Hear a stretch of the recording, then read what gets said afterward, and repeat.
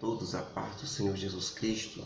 No nosso estudo que nós vemos sobre a origem de Jesus Cristo, nosso Senhor, nosso Salvador, nossa grande inspiração, sem dúvida, o homem que marca a nossa história, marca nossas vidas e que nos transformou, nos deu uma única esperança. Sem Jesus Cristo, hoje a humanidade estaria destruída. Porque Deus não poderia, até pela justiça santa de Deus, Ele não poderia conviver ou ir mais adiante com uma humanidade tão má e perversa. Chegaria o ponto em que a própria justiça exigiria a aniquilação da humanidade. Por causa de Jesus Cristo, isso não aconteceu. Então Ele nos reviveu, nos deu uma nova esperança. Nós vimos que quando Adão pecou, lá no Jardim do Éden, um vírus chamado pecado entrou pelo sangue de Adão e foi se estendendo por todos os seus descendentes. Então necessitaria de alguém que, como Adão, certo? Deus deu a vida a Adão. O que foi que Adão fez com a desobediência? Ele matou essa vida. Adão ficou devendo uma vida a Deus. Por isso a ordem, certamente morrerás. Era para Adão ter pago. Mas com a promessa do Salvador, esse pagamento de Adão com a outra vida, pagamento a Deus da vida que ele matou quando desobedeceu, ficou na esperança do Messias. Então todas as gerações que nós vimos de Adão até chegar em Jesus, tentou fazer essa restauração, tentou fazer esse pagamento, mas como? Sangue de animais não cobre pecado? A justiça do próprio homem não consegue perdoar pecado? Uma nação, somente uma nação separada para tentar fazer isso, não conseguiu. A lei dada por Deus era perfeita para fazer isso. Mas o homem sob pecado, sobre o vírus do pecado, desde Adão, não conseguiu obedecer à lei. Então o homem estava condenado, tinha que pagar esta vida que Adão desobedeceu. Lá no Jardim do Éden, é quando nasce o Senhor e Salvador Jesus Cristo. Algo importante, importantíssimo, irmãos, para se saber o porquê esta obra tão grandiosa foi consumada por Deus, e que nenhum outro conseguiu isso além de Jesus Cristo, é o fato das prerrogativas dele ter nascido de uma virgem, do Espírito Santo ter gerado ele no ventre de Maria, sem o contato do sangue de Adão que vinha até Maria, vinha até José, não tiveram relação sexual para poder gerar Jesus, senão Jesus seria gerado com pecado, que vem desde Adão. Porque como Adão pecou e matou a vida que Deus deu a ele, e agora está devendo, toda a humanidade se fez pecador, todos que são descendentes deles. Só que Jesus não nasceu da continuação de José e Maria, que vinham de Adão. Jesus foi gerado. A Bíblia diz que ele aniquilou-se a si mesmo, tomando a forma de servo. Ele mesmo fez isso. E com o Espírito Santo ele foi gerado dentro do ventre de Maria, homem perfeito, sem pecado, não tinha o contato. O sangue era limpo, santo, puro e purificado. Então, o que é que acontece? Com a obra dele de restauração, ele conseguiu nos ligar de novo com Deus. Finalmente fomos ligados. Mas estamos na história dele, a origem dele, o nascimento dele, pobre, onde ele viveu em Nazaré, pobre. Exemplo de Jesus Cristo é o mais fantástico que existe em toda a nossa história, irmão. Quem não estuda a história de Jesus Cristo, quem não procura saber os ditames, aquilo que aconteceu com a vida dele, não pode estar perto dele.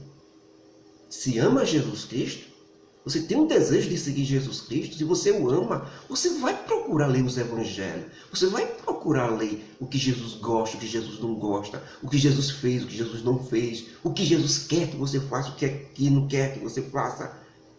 É obrigação de todo aquele que se diz seguidor de Jesus Cristo, que se diz que o ama. Fora disso, irmão, você está enganando a si mesmo. Eu estou me enganando. Eu preciso procurar saber essas coisas. Eu preciso saber a origem de Jesus. Eu preciso saber como foi que ele viveu para me modelar por ele.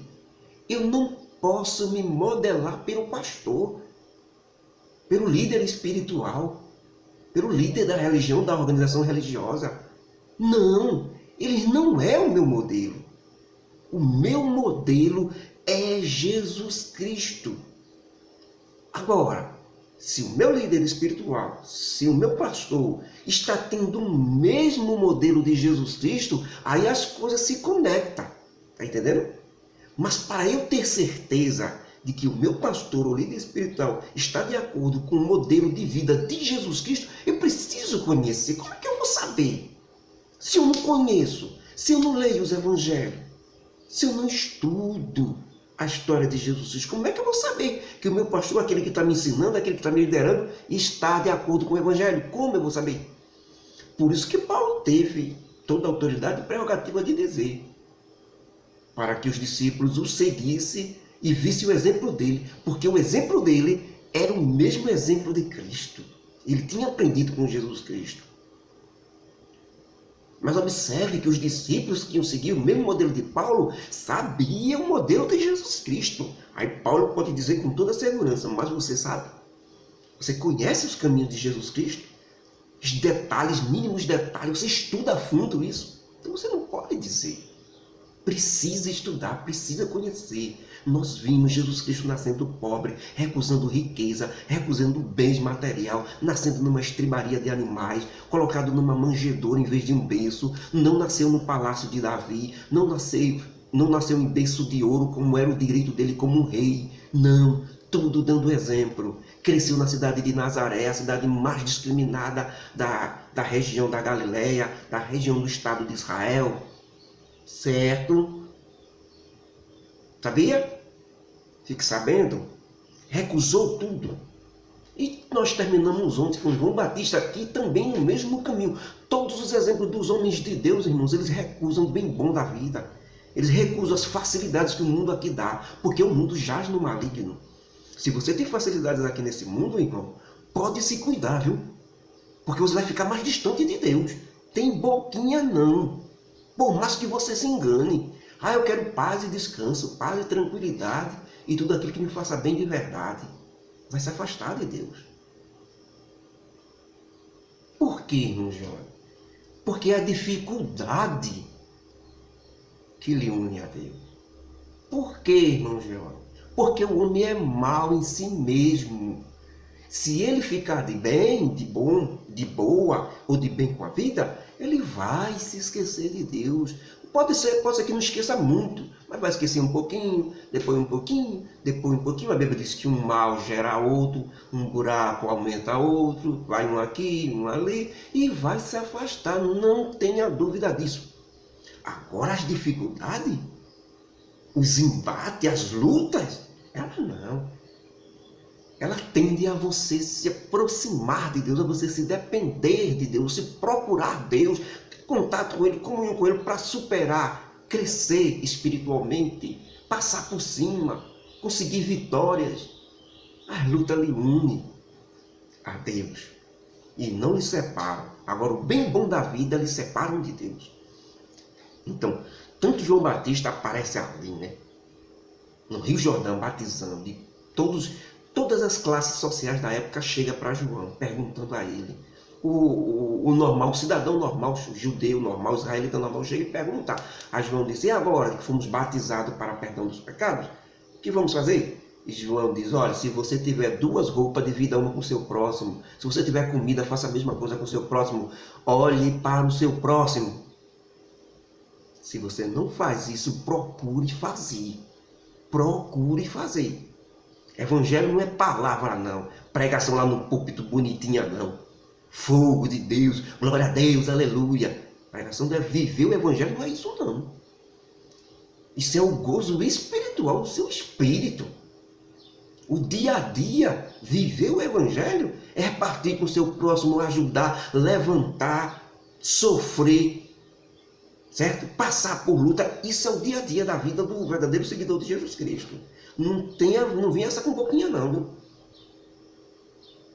Depois chega os cobradores de impostos e perguntam a João, e nós, João, que nós cobramos impostos? É um trabalho digno, certo? Só que o povo todo nos condena, porque nós cobramos impostos deles, e eles não querem pagar imposto a Roma, né? Eles só querem pagar os dízimos ao Senhor, como foi estabelecido. Eles não querem pagar imposto a Roma. Só que Roma domina e a gente tem que cobrar. E João Batista disse: cobre, façam tudo dentro do normal. Não cobre acima do que a lei romana pede. Certo? Se contentem com o salário, não pegue mais do que deve, porque assim se torna corrupção. Aí assim você vai ser condenado. Depois chegam os soldados israelitas e nós, que muitas vezes temos que atacar, temos que fazer por ordem do Estado. Equivale a dizer os policiais hoje, né, que são evangélicos e que servem a Deus e que são seguidores de Deus, podem até não ser evangélicos, mas são seguidores do Evangelho, são seguidores de Deus, aceitaram Jesus, são salvos, porque a salvação é pelo Evangelho, é pelo Senhor Jesus Cristo. Não é por nenhuma denominação nem placa de igreja. É por ser do Senhor Jesus Cristo. Certo? Então eles chegam e perguntam também a Jesus Cristo o que... E deles? Como é que fica? E ele diz, olha, não, João Batista diz, não maltrate o povo e contente-se com o seu salário. Não aceitem suborno, dinheiro para ajudar A, ajudar a B, não. Contente-se com o seu salário. E por fim chegam os sacerdotes religiosos cínicos, falsos, lobos em peles de ovelha, querendo aparecer, querendo se mostrar. Que a maioria de líderes religiosos são assim, querem estar na frente, querem ser o foco. Nunca é Deus. Eles nunca querem se misturar com o povo, ficar igual. Eles têm a roupa diferente. Eles têm tudo diferente, eles ficam separados do resto do povo. Que é a igreja do Senhor Jesus. O povo é, viu? Quem segue verdadeiramente Jesus Cristo é seguidor de Jesus Cristo. Pode estar na denominação, mas é a igreja do Senhor Jesus Cristo. A denominação não é, nunca foi e nunca será. Porque as portas do inferno já prevaleceram contra todas as denominações e todas as religiões. Mas as portas do inferno não prevaleceram contra a igreja verdadeira do Senhor Jesus Cristo, o organismo vivo, aqueles que seguem verdadeiramente, aqueles que estão se consertando, aqueles que consertam-se primeiro a si, para poder ajudar outros, e não aqueles que só vê os outros e não vê a si mesmo. Esses não são a igreja do Senhor Jesus Cristo.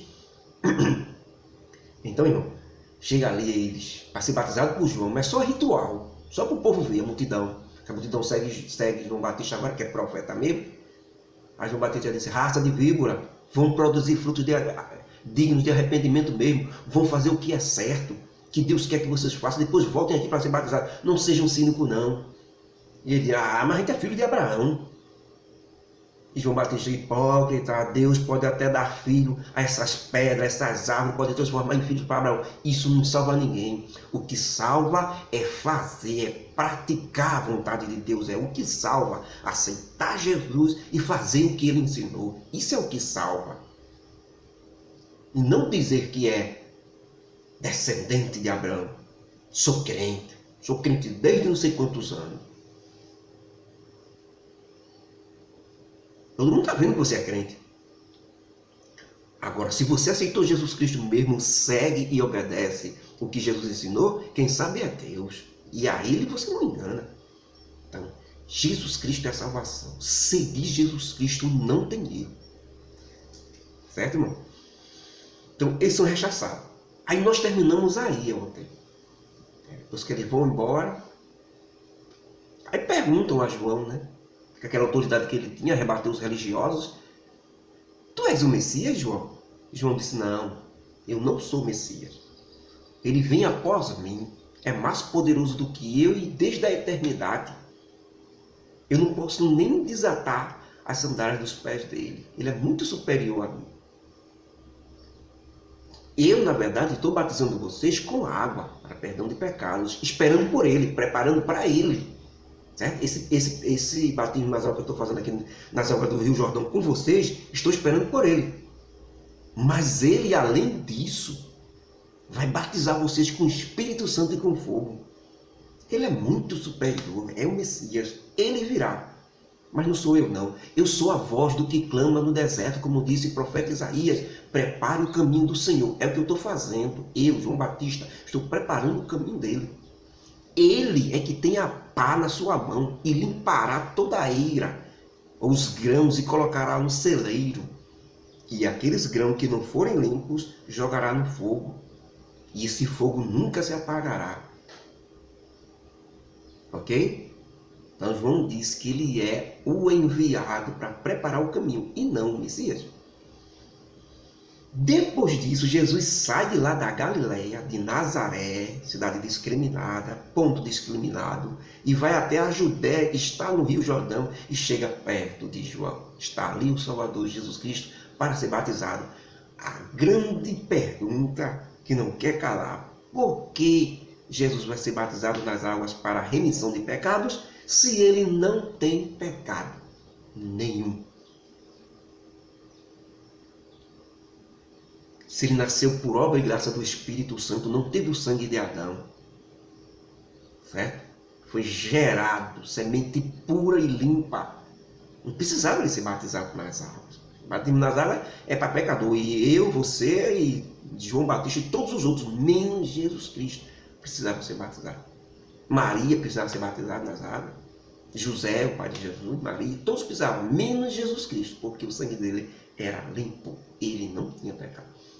Mas, quando ele chega ali perto de João, que João batiza o último que se levanta aqui, vê ele, vê Jesus, aquele gozo, aquela alegria que ele sentiu quando estava ainda na barriga de sua mãe Isabel, quando Maria foi visitar Isabel lá, lembram? Então, que João soltou na barriga de Isabel, com a chegada da presença de Jesus Cristo, ele sentiu naquele momento, quando ele olha para Jesus, sentiu a mesma alegria. O Espírito Santo convulsionou por dentro e o fez sentir. Então ele levanta a mão, aponta para Jesus Cristo e diz: Israel, eis o Cordeiro de Deus que tira o pecado do mundo. Aquele que eu disse a vocês que vinha depois de mim, mas só que era antes do que eu, que tem a pá na mão e limpará toda a ira, que batizará com o Espírito Santo com fogo. Eis aí ele, o Cordeiro de Deus, que tira o pecado do mundo. E todos os olhos daquela multidão que está ali às margens do Rio Jordão focalizam agora em Jesus Cristo. Aí Jesus Cristo se aproxima de João Batista. João Batista fica: não, espera aí, tu vem a mim? Eu é que deveria ser batizado por ti, não tu me batizar. Exatamente porque Jesus Cristo não tinha pecado e João tinha. Então João é muito sincero. Eu é que preciso ser batizado por ti e não tu vinha a mim para te batizar. Mas Jesus disse: deixa somente essa vez, João, porque eu vim para cumprir toda a justiça de Deus, de A a Z, tudo que está escrito vai ser cumprido. E para que assim teu ministério seja confirmado e todos vejam que eu vim até você. Esse batismo nas águas, João, vai ficar confirmado agora, com a minha presença. Tudo vai ser confirmado aqui. Preparou o caminho? Estou aqui. Faça-se cumprir, como está escrito, toda a justiça de Deus. Aí João Batista então pega Jesus Cristo, imerge ele, só simbolicamente, viu? Porque não tem pecado para perdoar. Imerge ele, depois levanta ele. E Jesus Cristo sai das águas para cumprir o seu ministério. 30 anos ele tinha ali, Jesus Cristo. E deixa para trás um João completamente emocionado, completamente cheio de alegria, cheio de prazer, né? Aquele fulgor espiritual. Ele fica contemplando Jesus Cristo indo embora para começar o seu ministério. Dali ele já vai para os discípulos, para o bem bom, né, irmão? Não. Dali o Espírito Santo impele, sabe para onde? Até seu nascimento na estribaria, fugiu para o Egito, ficou numa manjedoura, que é o local onde ficavam os filhotes de animais, fugiu para o Egito para não ser morto desde pequeno, voltou, foi para Nazaré, em vez de ficar em Belém de Judá, que era a cidade que ele nasceu, foi para Nazaré por causa de Herodes, filho de Herodes o Grande. E lá em Nazaré, a cidade discriminada, cresceu ali, foi obediente, foi para o templo, ensinou os doutores, né? Disse verdades aos seus pais quando esqueceram ele lá, depois que seus pais voltam e Maria diz a Jesus Cristo, encontra ele lá ensinando os doutores, todo mundo maravilhado, os doutores, porque Jesus Cristo vinha da região de Nazaré, ele tinha 12 anos, a maioria do povo daquela época era analfabeto, não sabia ler nem escrever, só os doutores sabiam, só os líderes religiosos sabiam ler e escrever, liam a Torá para o povo não sabia, principalmente da região de Nazaré, que era a região mais discriminada. Então, ele com 12 anos, ensinava os doutores as letras, os doutores ficaram admirados, não é? Magnificente aquele Jesus Cristo ali no meio ensinando. E Maria chega junto com José, e Maria diz: filho, por que tu fizeste isso? Nós estávamos preocupados contigo. E Jesus Cristo responde: por que vocês estavam preocupados comigo?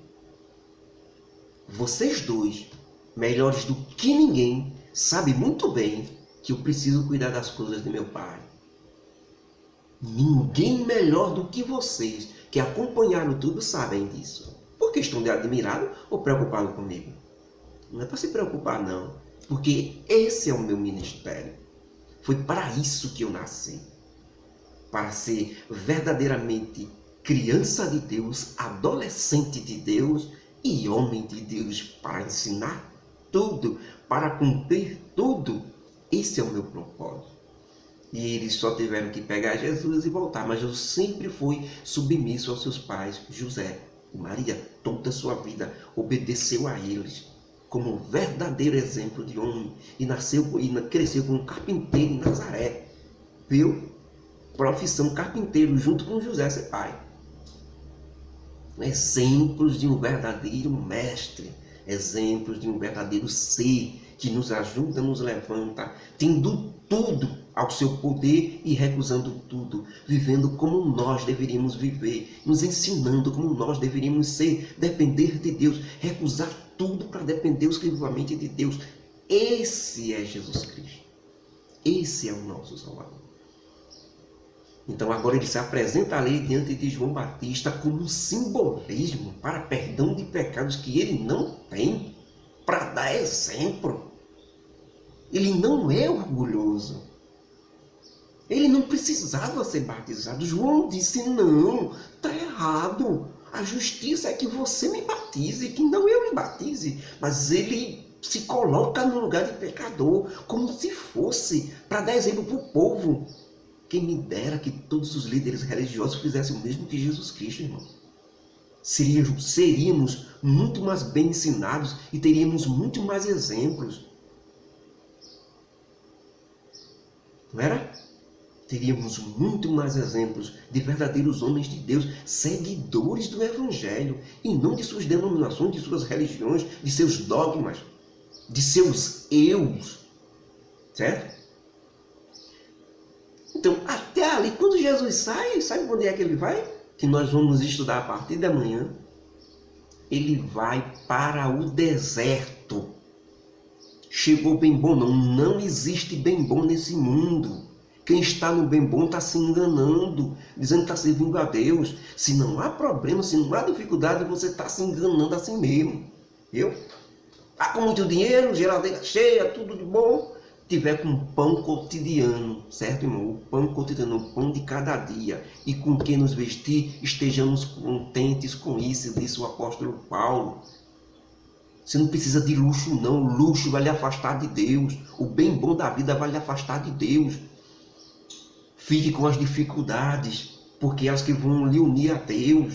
Não reclame não. Meu Deus, por que essas coisas estão acontecendo comigo? Por que todos esses problemas? Se alegre e peça a Deus maturidade espiritual, força para poder vencer esses problemas, superar, para poder se chegar a Deus de maneira excelente.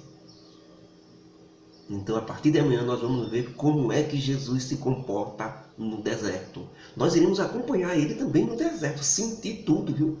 Com ele. São 40 dias e 40 noites em jejum e oração no deserto. E depois o inimigo aparece para tentar. Que Deus nos abençoe.